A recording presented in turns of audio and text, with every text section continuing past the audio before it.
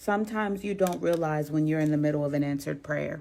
As I was sitting here preparing my taxes, which usually make me anxious, I was looking at all the documents that I needed to gather from the different platforms that I've making money from, the different streams of income that I generated last year. And I realized I used to pray for multiple streams of income. And as I continued to gather my documents and I was looking back on how much I made from these different streams of income, I realized I used to pray to get paid for my gifts. And as I continued to go further, I was like, man, I haven't worked a job in almost 2 years.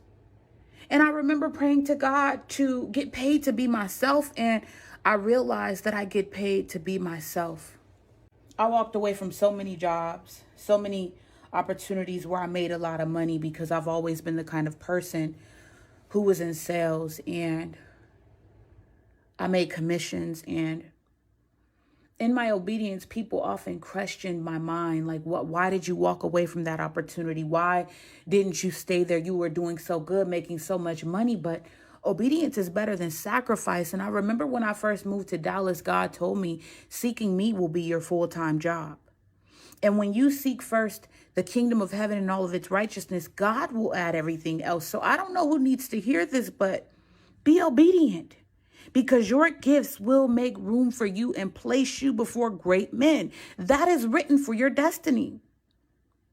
But oftentimes we idolize the employer. We idolize the amount of money we make. This keeps us from being obedient to God, to walk in our gifts. God says he will supply all your needs according to his riches and glory. He also said his blessing makes you rich and adds no sorrow with it. So when you are under the blessing of the Lord, he will make you rich and you won't have to go against yourself. You won't have to be miserable to be rich. You won't have to do any of that. Just be obedient. In my obedience, I've made more money than I would have ever made at an employer, and I get to do it with peace in my heart, with joy. Just wake up and exist.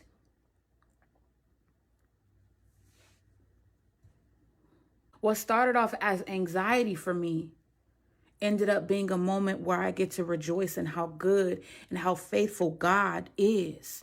Like, I knew that I was living in my answered prayer, because at some point I was like, God, I want to be an author. You know, I want to get paid to just be myself. I want to give my gifts away. I just want to speak. You know what I'm saying? Like, but you don't realize that you're doing it until you look in hindsight, and hindsight is 20/20. The data says you are exactly who you prayed to become.